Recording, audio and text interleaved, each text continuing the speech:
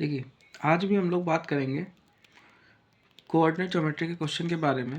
और इसमें हम लोग बात करेंगे जिसमें हमको रेशियो नहीं दिया जाता, बोल दिया जाता है कि वो ट्राइसेक्शन के 2 पॉइंट्स हैं। तो क्वेश्चन है, if P and Q R the points of trisection of the line segment.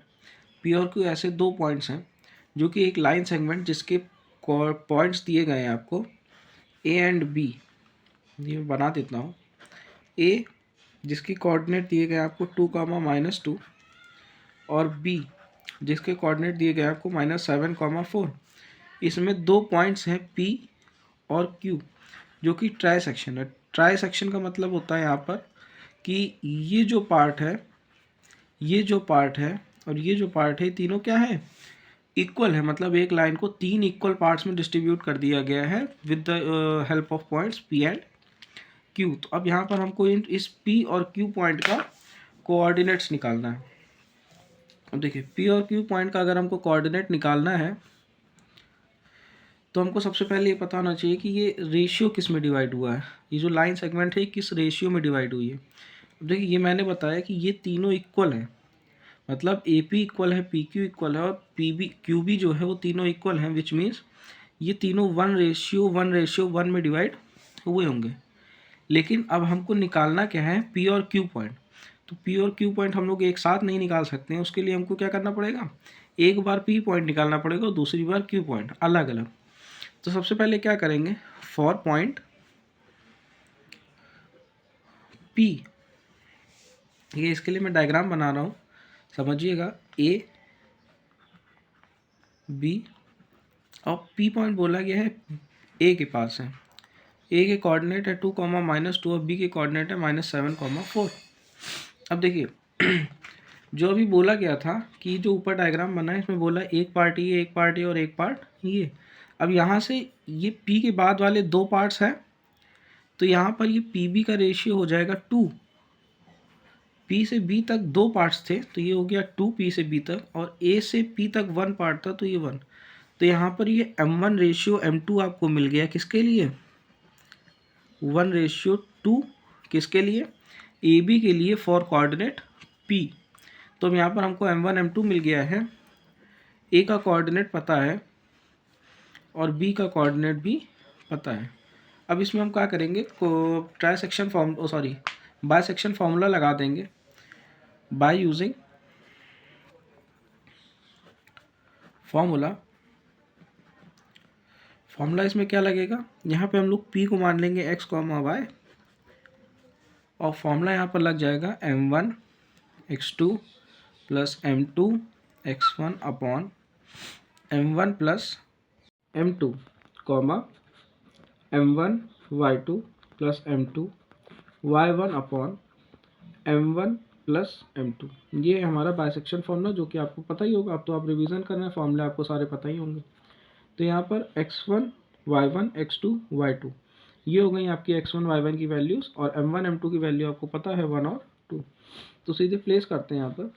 M1 की वैल्यू 1, x2 की वैल्यू है -7 प्लस M2 की वैल्यू 2, x1 की वैल्यू है 2, ओके, अपॉन 1 प्लस 2, M1 की वैल्यू 1, y1 की वैल्यू है 1 × 4 और M2 2 और y1 की वैल्यू -2 अपॉन 1 प्लस 2।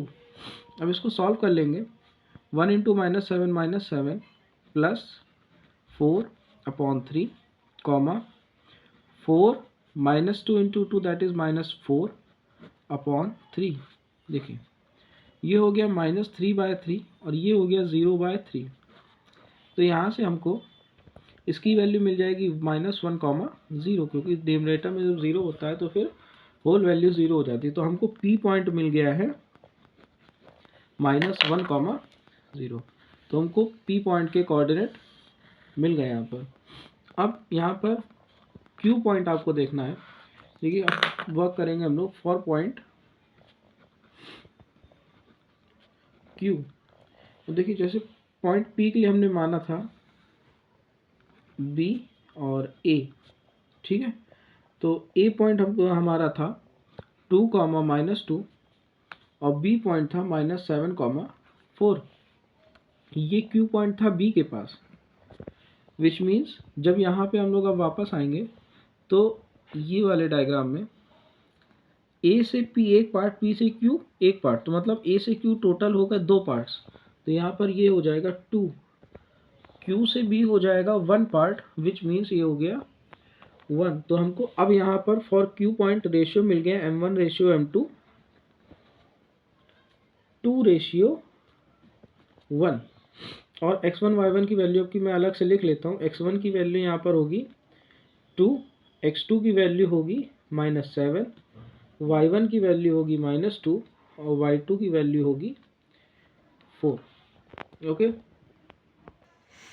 तो अब फिर से यहीं पे वो bisection formula using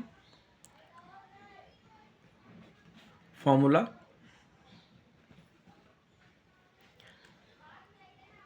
q x y equals to m1 x2 plus m2 x1 upon m1 plus m2 comma m1 y2 plus m2 y1 upon m1 plus m2। अब यहाँ पर m1 की वैल्यू 2 है प्लस m2 की value 1 है और 2 plus 1, ये मैंने यहाँ पर लिख लिया। m1 की वैल्यू 2 है, m2 की वैल्यू 1 है अपॉन 2 प्लस 1। देखिए यहाँ पर x2 की वैल्यू है -7, x1 की वैल्यू है 2, y2 की वैल्यू है 4 और y1 की वैल्यू है -2। अब ये हो गया -14 प्लस 2 अपॉन 3 कॉमा 8 -2/3, तो ये हो गया -12 अपॉन 3 कॉमा 6 अपॉन 3। तो यहाँ पर क्यू एक्स वाई की वैल्यू आ जाएगी आपकी, वैल्यू से मतलब कोऑर्डिनेट आ जाएंगे -4,2। तो अब यहाँ पर आ गया क्यू का कोऑर्डिनेट भी आ गया आपके -4,2। तो ये हो गया आपका आंसर, जिसमें पी कोऑर्डिनेट था आपका -1,0 और क्यू कोऑर्डिनेट आया है -4,2। तो ये हो गया आपका आंसर।